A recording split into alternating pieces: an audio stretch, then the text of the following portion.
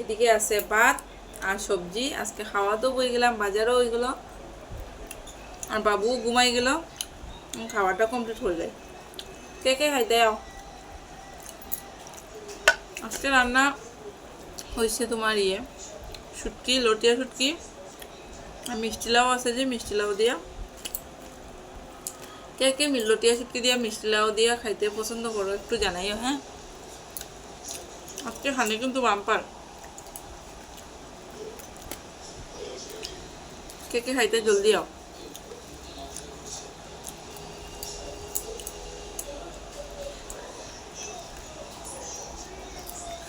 কে কে খাইতে জলদি আও, জলদি আই আমরা।